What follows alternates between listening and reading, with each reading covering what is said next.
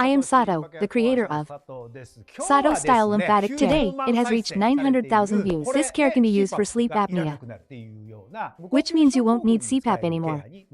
In fact, our tax accountant, Mr. Taniguchi, originally there was a problem with not being able to sleep with the CPAP. There are cases where it has improved, but it is still difficult to sleep. When using a nasal mask for foreign objects, it is being done. In reality, the noise can be quite bothersome, and wearing it can create a sense of foreignness or make it difficult to sleep. Additionally, having this CPAP is crucial for life, so carrying it can be really heavy. It will connect to various things. It could lead to car accidents. If it can improve snoring without costing any money, then that's great. Everyone should just give this a try first, right? Without making a fuss about it. If you try it and it doesn't work, then it's fine to see a doctor. And if you're leaving it untreated, it's important to go to the doctor. This isn't about removing the CPAP. It's about improving snoring.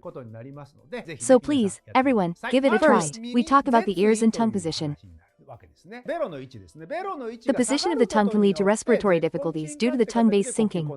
I was in anesthesiology, so I was involved in various under anesthesia. When anesthesia is administered, obviously, with light anesthesia, snoring occurs, and with deep anesthesia, I really want everyone to try where the tongue is when the mouth is normally closed. When I normally close my mouth and take a deep breath, it's almost fine if the tongue is touching the upper palate, but if it's touching the front teeth, the lower teeth, or even the upper palate, it's not good if it feels like the tongue is touching all the teeth. The upper jaw is not just flat against it. Ideally, the back part of the upper jaw should be attached while the sides are separated. Since the upper jaw is wider, it should be open on the sides and also open in the front, which is ideal. When you actually have your ears fitted, it's like having your ears fitted. So, the position of the tongue can just be adjusted like, actually, this is too strong, so please don't sleep like this. If you sleep like this, for example, for people with diabetes, this is a place where blood flow can get bad. So if there are allergies in the earlobe, if you have diabetes, just this alone can worsen the condition. It's important not to do this for more than 10 minutes on the ears. If you check the position of the tongue, now, it should definitely be higher than before. What was dropped can now easily touch the upper jaw. From a little distance away, when you let go, it will fall, so please feel that. It starts from feeling that part. When you do this, it goes up. And when you lower it and let go, the earlobe will fall just by lifting it up like this. That will happen. If you do it this way, it will stick to the upper jaw quite deep. And when you release it, it will stick to the lower teeth. I had it sticking to my lower teeth. First, that's one point. It's about feeling that and anayobi. Anayobi originally comes from Ayub exercises. Ayub exercises are a wonderful method. When I do it, I inevitably end up clenching my teeth. My tongue sticks up strongly. I think it's nice when people who have their tongue flat during ni feel a slight opening to the side. When they say ni, you just need to say anayobi. It's fine to do it anayobi, anayobi, anayobi, say.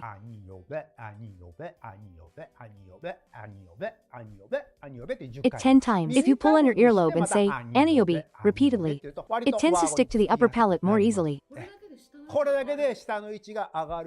Just this action raises the position of the tongue. After doing, and I want you to remember this sensation. The tongue touches the upper palate.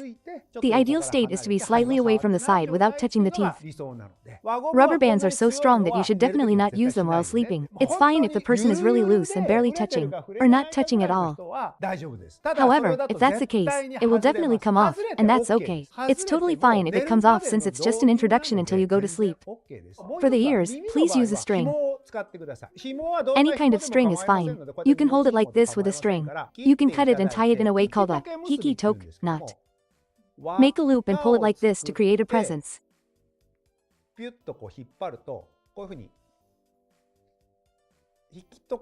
you do it this way, it comes off easily. This is the state after making a loop. From here, bring it over smoothly. By tightening it, you can adjust the length of the loop. So attach this to your ear. And pull the lower string to hit your ear, just touch it. It's enough to just touch it rather than lifting it. It's really enough to just make contact, even if it's just 1 millimeter. It's fine as long as it's elevated. Just this alone will lift the corners of your mouth. Your face will also lift, and it feels like your tongue position is elevated. This means doing it on both ears. So, if it's something like doing anayobi 10 times, it's really important to do anayobi with a funny face together as a parent and child. And there's one more thing to do before going to bed. I wrote a book about becoming healthy with just one rubber band. The rubber band for the feet that appears in this. This is amazing, and just doing this actually makes a difference. Just place the rubber band in a cross like this.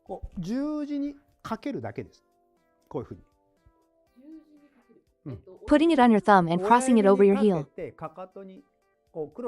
That's all you need to do to create an infinite shape. When standing, the position of the tongue is raised. When you stand like this, sensory-wise, it's perfectly fine to keep your socks on. If there are socks inside, just loosen the socks like this, hold them from the heel, cross them, and simply put them on like this. Just place it on the big toe. It's the back side. This is for the ball of the foot and the heel. When you stand with this, the sensation in the soles of your feet changes. At the same time, the position of the tongue rises. One side is raised. It's raised, but this is a bit hard to understand. But I think you'll understand if you do both. I believe you'll understand better if you do both. By doing this, the tongue position is raised. The tongue rises from the feet, you see. This is the correct position of the tongue. It's just about remembering this sensation of the tongue. If you don't understand that, I think you'll realize that when you take it off once and use just one thumb, this thumb will touch this side more. Then you can put it back like this. If you can maintain a similar sensation with your thumb, the tongue will rise. It's actually quite difficult to get started and make it happen. This is really practice for that. When you practice, your body becomes much better at maintaining balance. And then, your balance improves tremendously. Usually, when you get assistance like this, you know. So, if you do this, you'll definitely fall forward, right? So please sit here for a moment. Could you loosen the stockings a bit like this? Twist this like that. Yes, and this side too. In reality, yes, that's okay. If you come over here a bit, you'll be in a position where you can easily get on. This stability is really lacking. Normally, you would definitely fall forward, putting all your weight on your feet. And when the relationship between your tongue and feet is established, the position of the tongue rises. To check the position of the tongue, you can use rubber bands or strings like this and then go to sleep. If you do it properly, it will change quite a bit. Please give it a try. And how did you find today's video? Please hit the like button and then, if you have any questions or feedback about how things went, please leave a comment. Haven't subscribed to the channel yet? Please do so.